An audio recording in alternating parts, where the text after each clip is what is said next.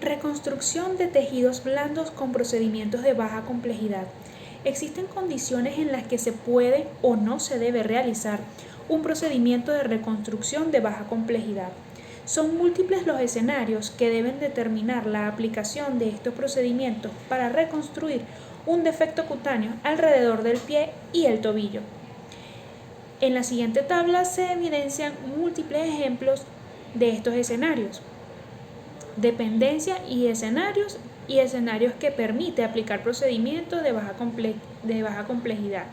Cuando son dependientes del paciente, presenta condición de alto riesgo quirúrgico, comorbilidades que afectan la circulación local y sistémica, arteriopatías obstructivas, insuficiencia vascular, diabetes mellitus, negación a un procedimiento complejo de reconstrucción, negación a la transfusión de hemocomponentes, entre otras. Las dependientes del defecto cutáneo a dar cobertura, defectos de pequeño tamaño sin exposición de estructuras de importancia, paquete vasculonervioso, tendones, desprovistos de fascia o paratendón, hueso, etc. Cubierto en su totalidad por tejido de granulación agudo en ciertas zonas del pie y tobillo, entre otras. Y las dependientes del cirujano sin capacidad para realizar un procedimiento de mediana o alta complejidad en defectos donde se admite realizar procedimientos de baja complejidad.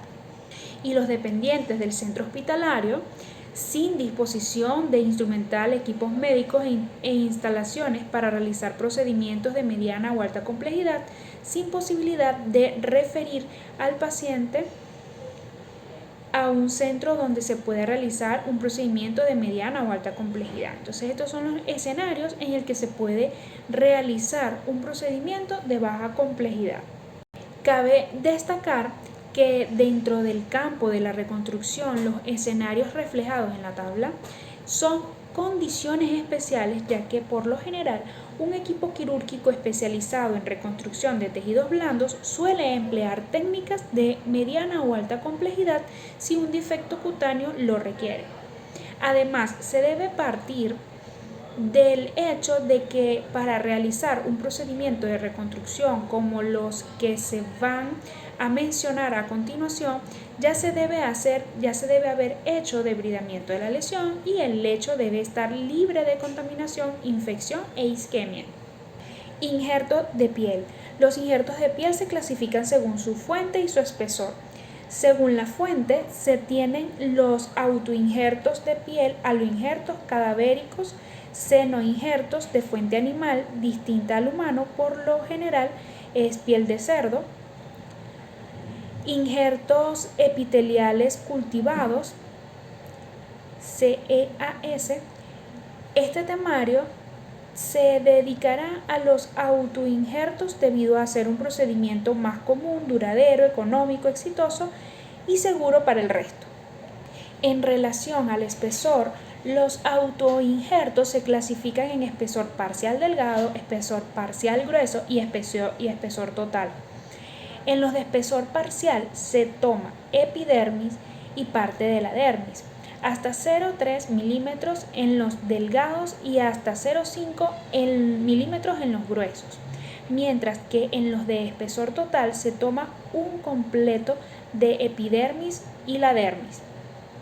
Cuando se utiliza injerto de espesor total, se debe tomar en cuenta que la zona donante se debe realizar un cierre primario o un injerto de piel de espesor parcial para cerrar o dar cobertura al defecto resultante, ya que posterior a la toma del injerto no habrá posibilidad de curación espontánea como se ocurre en injertos de espesor parcial. Otra diferencia con respecto al grosor de los injertos es la contractilidad. Existe una contracción primaria que ocurre una vez que el injerto es tomado y una contracción secundaria una vez que ocurre la cicatrización del injerto en la zona receptora. En este sentido, el injerto de espesor total tiene una contracción primaria mayor, ya que en la dermis es donde se concentran las fibras elásticas. Con respecto a la contracción secundaria, esta ocurre básicamente por el proceso de cicatrización. Es normal que las heridas sufran un proceso de contracción a medida que pasa el tiempo, siendo así los injertos de espesor parcial más susceptibles a la contracción secundaria. En cuanto al proceso de cicatrización del injerto, este tiene una serie de etapas. La adherencia del injerto al lecho del defecto ocurre por la presencia de fibrina. Durante las primeras 48 horas, el injerto se inflama debido a la absorción de fluidos. En esta etapa, el injerto se nutre a través de un proceso de inhibición. Alrededor del cuarto día, inicia la generación de vasos que nutran el injerto. Primero se alinean los canales vasculares del injerto con los que de la zona receptora inosculación, ¿ok? Primero se alinean los canales vasculares del injerto con los de la zona receptora, para que posteriormente ocurra la revascularización o neovascularización, procesos que aseguran finalmente la vitalidad del injerto de piel. La última etapa está presentada por la remodelación, donde se recuperan las características histológicas de la piel. Los injertos de espesor parcial tienen menor demanda metabólica que los injertos de espesor total, resultando en que los primeros cicatricen más rápido. Las zonas donantes más comunes de injerto de piel de espesor parcial son la cara medial del brazo, eminencia hipotenar, muslo y región glútea, mientras que para los injertos de espesor total son tomados de la zona inguinal, pliegue cubital, cara medial del brazo, área supraclavicular y área pre y postauricular. Las indicaciones de los injertos de piel son heridas donde no es posible un cierre primario, defectos con exposición de tejido celular subcutáneo, músculo, paratendón. Por ende, están contraindicados en defectos con exposición de hueso, articulaciones, tendones, nervios y vasos sanguíneos, así como en heridas o defectos con baja perfusión sanguínea, contaminadas o infectadas y con presencia tejido de granulación crónico. Procedimiento quirúrgico. La posición del paciente dependerá de la zona donante del injerto, aunque en la mayoría de ellas el paciente suele posicionarse en decúbito supino. Si se usa el muslo como zona donante, zona más común en injertos parciales, se puede agregar un bulto debajo de la nalga y del muslo ipsilateral. Se toma el injerto de espesor parcial. Para este tipo de procedimiento se utiliza un dermatomo eléctrico o un dermatomo de Watson, que es el manual. El primer paso es preparar la zona donante, la cual se puede lubricar con un gel estéril o solución estéril para facilitar el deslizamiento del dermatomo. Se debe medir la longitud y grosor del injerto a tomar y realizar el marcaje de estas medidas en la zona donante. Se sugiere tomar un poco más en cuanto a longitud y grosor en comparación con el tamaño del defecto por el efecto de contracción primaria. Antes de realizar la toma también se debe configurar el dermatomo según el grosor de injerto que se desea. Por lo general se sugiere que se adapte a un grosor en el cual una hoja de bisturí número 15 pueda atravesar el área de la hojilla del dermatomo. El ayudante debe realizar tracción de la piel en el mismo sentido en que se deslizará el dermatomo. Esta maniobra es para estirar la piel y facilitar el deslizamiento del equipo. Encender el dermatomo antes de utilizarlo sobre la piel. Aplicar el dermatomo sobre la piel a 45 grados. Este ángulo irá disminuyendo a medida que se avanza con el equipo aplicado sobre toda la longitud del injerto a tomar.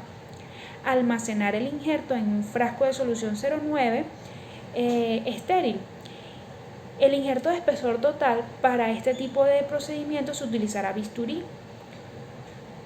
El primer paso es marcar una elipse en la zona donante de una medida ligeramente mayor al defecto a cubrir.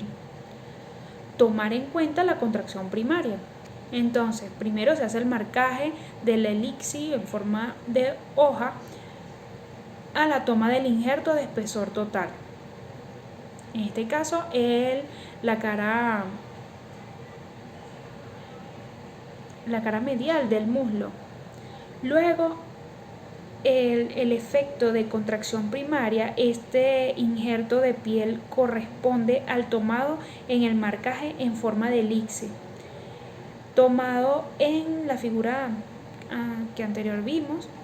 Nótese la disminución del tamaño.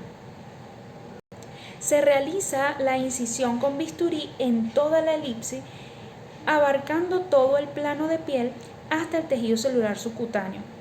Levantar la piel, realizando una exéresis de toda la elipse, tratando de extraer la menor cantidad posible de tejido celular subcutáneo. Aquí hay una imagen donde se ve el levantamiento del injerto de piel de espesor total durante su obtención. Una vez que se cuenta con el injerto, se debe limpiar, retirando todo el tejido celular subcutáneo adherido al mismo. Almacenar el injerto en un frasco de solución 0,9 estéril, cierre primario de la zona donante. Opcionalmente se puede expandir el injerto. Se aplica el injerto a un expansor de piel, el cual se realiza una serie de agujeros que permite una mayor superficie de cobertura por parte del injerto. Si no se cuenta con un expansor, se deben realizar múltiples incisiones, preferiblemente con bisturí 11, que permita cumplir con el mismo propósito. Estas incisiones también permiten que se descargue cualquier hematoma que pudiera ocurrir entre el injerto y la zona receptora, que evite la adherencia. Aquí hay una imagen con múltiples incisiones con bisturí 11 sobre el injerto para expandirlo y evitar el acúmulo de descargas o hematomas. Fijar el injerto a la zona receptora. Esto se puede realizar mediante grapas o suturas absorbibles o no absorbibles, preferiblemente de 5.0. Aplicar al injerto una gasa parafinada. Aplicar al injerto algodón de manera compresiva para asegurar la adherencia del injerto. Colocar inmovilización. Es opcional. Entonces aquí tenemos una imagen de la aplicación de algodón compresivo para asegurar la adherencia del injerto. En términos generales, no es conveniente realizar una cura al menos durante los primeros 5 días del postoperatorio. Se debe evitar remover el algodón aplicado para ejercer presión sobre el injerto hasta al menos el 10º día. La complicación más común de este procedimiento son la necrosis o falla del injerto de piel. Este puede darse por la presencia de cualquier proceso que evite la adherencia y neoformación de vasos que aseguren la vitalidad del ingreso, por ejemplo, hematomas, seromas, infección de la zona receptora. Las fuerzas cortantes generadas por la movilización brusca de la extremidad también puede generar la pérdida del injerto. Para evitar estas complicaciones se debe realizar un debridamiento y hemostasis adecuada en la zona receptora. Colocación de algodón compresivo para evitar acúmulo de descargas entre el injerto y la zona donante. y además colocar una inmovilización. Los injertos de piel se pueden utilizar en combinación con colgajos pediculados o libres para dar cobertura a un área que no sea necesaria cubrir con uno de estos o incluso para cubrir el pedículo del colgajo pediculado. Terapia de presión negativa para el cuidado de heridas, también conocida como cierre asistido por vacío, sistema VAC, lleva ya varios años establecida en el uso del manejo de heridas y defectos cutáneos en extremidades, especialmente en pierna, pie y tobillo, estén estas heridas asociadas o no a una fractura. Aquí vemos una imagen de injerto de piel cubierto con gasa parafinada y a su vez dando cobertura al pedículo de un colgajo sural reverso en la reconstrucción de un defecto cutáneo en talón. Los elementos básicos de la terapia de presión negativa para heridas son una esponja de poliuretano, sonda de aspiración, película adhesiva oclusiva, esponja de alcohol polivinílico y un aparato de succión. El uso del VAC está sustentado por una serie de efectos que se generan sobre las heridas, entre ellos macrodeformación, microdeformación, estabilización del ambiente de la herida, disminución del edema y limpieza de los exudados. La macrodeformación ocurre debido a la presión generada por el vacío. Esto genera un efecto muy importante por lo que es la contracción de la herida, como lo es la contracción de la herida. El volumen de poliuretano, material usado para cubrir la herida en esta terapia, disminuye hasta un 80% al cumplir con el sistema VAC a 125 milímetros de mercurio. Esto permite utilizar colgajos o injertos de menor tamaño y evitar así complicaciones relacionadas con el tamaño del colgajo, congestión venosa, necrosis distales, entre otras.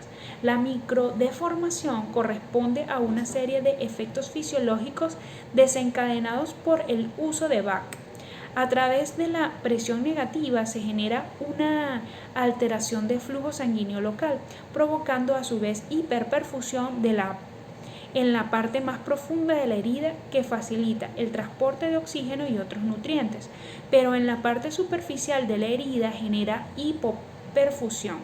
Esto desencadena hipoxia que estimula la neovascularización mediada por el factor de crecimiento vascular endotelial. Otros factores que aumentan su actividad por el estímulo generado por el VAC son el factor de crecimiento de fibroblastos y el factor de crecimiento transformador beta. Además, por la succión, el líquido del espacio intracelular fluye a través de su matriz colágena.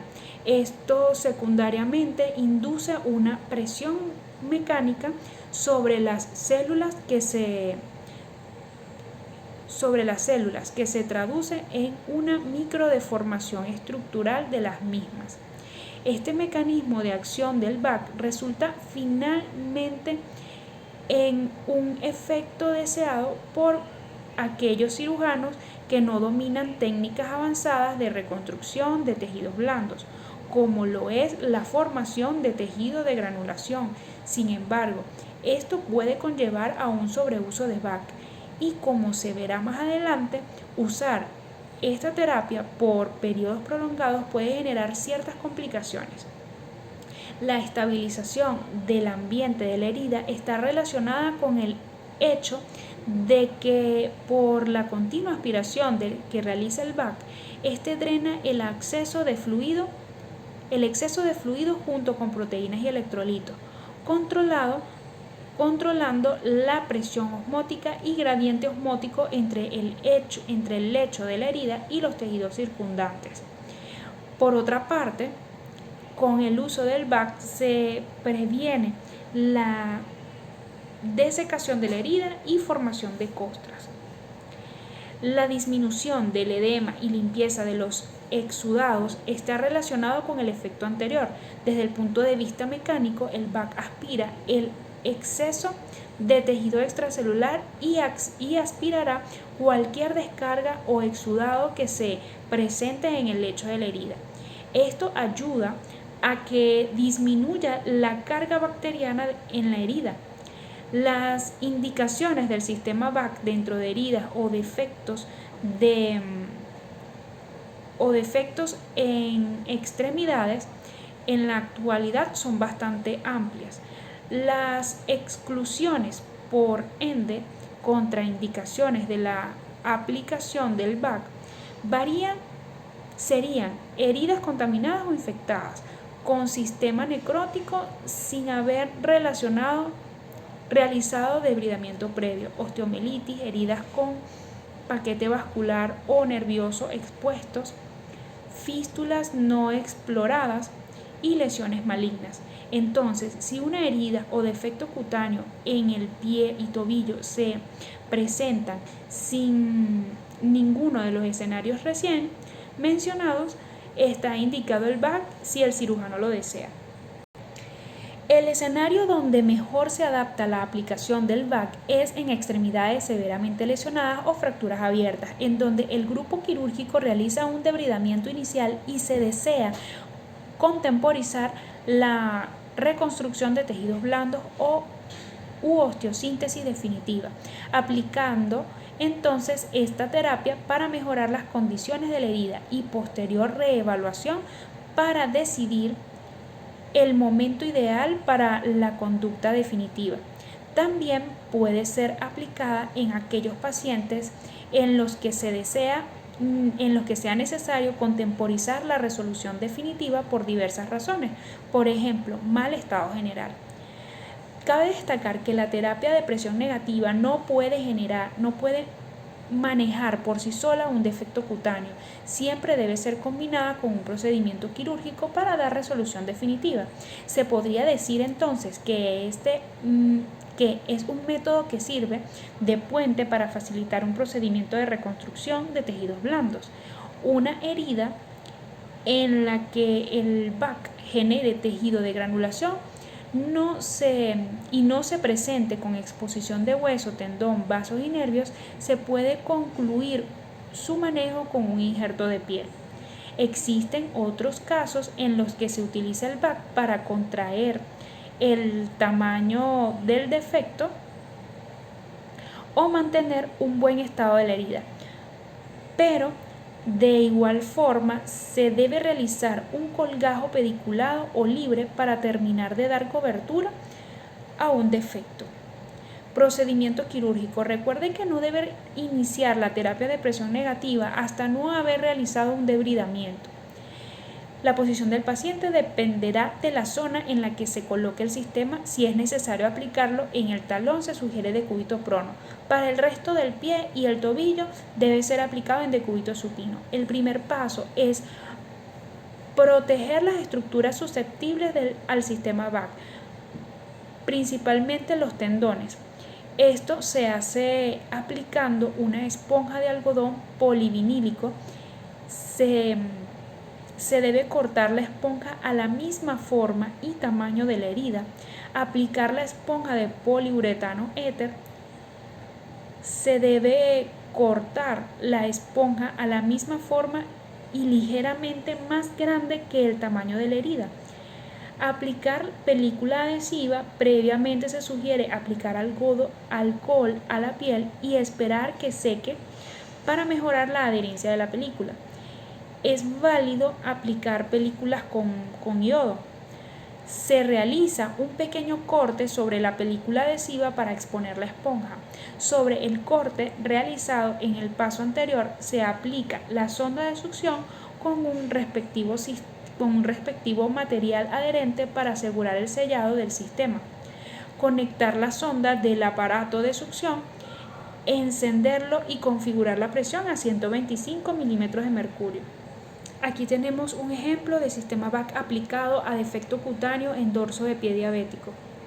Existen diversos protocolos de manejo del sistema BAC sin haber un acuerdo uniforme en los estudios descritos hasta la fecha.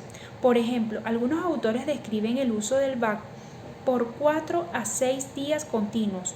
Otros realizan un cambio de sistema BAC 48 a 72 horas para evaluar el estado de la lesión y realizar más debridamientos de ser necesario.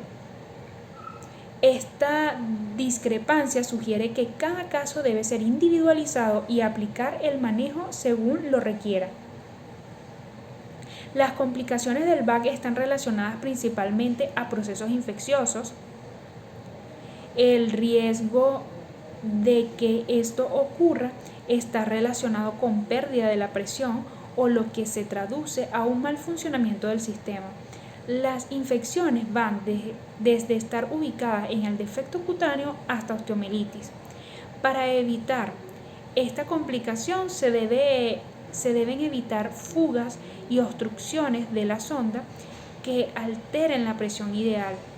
Ciertos autores relacionan procesos infecciosos, amputaciones, retraso de consolidación y no uniones con el uso del BAC por más de 7 días. En el presente apartado se resumirán las indicaciones de la terapia de presión negativa para el manejo de defectos cutáneos. Sin embargo, en la cirugía ortopédica y ortoplástica, sus complicaciones están aumentando conforme avanzan los años y experiencia de los cirujanos. Otras indicaciones del sistema BAC en extremidades con síndrome compartimental son síndrome compartimental, BAC incisionales se colocan en las heridas postoperatorias para evitar la dehiscencia de la herida, sobre injertos de piel para asegurar su adherencia y en congestión venosa de colgajos. Matriz dérmica acelular. La matriz dérmica acelular, MDA, fue desarrollada en un intento de simular las propiedades de la matriz extracelular en relación con la regeneración de tejidos de manera organizada. Cuando las diversas formas comerciales de matriz dérmica acelular son aplicadas a una lesión, una variedad de células del huésped invade el implante, incluyendo fibroblastos, mioblastos, linfocitos, macrófagos, granulocitos, entre otras. Esta invasión celular, en conjunto con una serie de factores de crecimiento, genera que la matriz se remodele, aumenten las fibras colágenas y la elastina e inicia un proceso de revascularización. En resumen, la matriz dérmica acelular actúa como una plataforma que promueve el crecimiento de tejidos. La matriz dérmica acelular, como su nombre lo indica, no presenta células y todos sus componentes antigénicos son removidos para prevenir un rechazo inmunológico. Inicialmente esta técnica fue aplicada en el manejo de quemaduras, sin embargo, con el desarrollo de múltiples marcas comerciales y aplicaciones en variados casos clínicos, obteniendo éxito, su uso se fue expandiendo entre diversas lesiones que ameritan la reconstrucción de tejidos blandos. Tejidos bovinos, porcinos y de cadáveres humanos son los usualmente utilizados como fuente para la producción comercial de la matriz.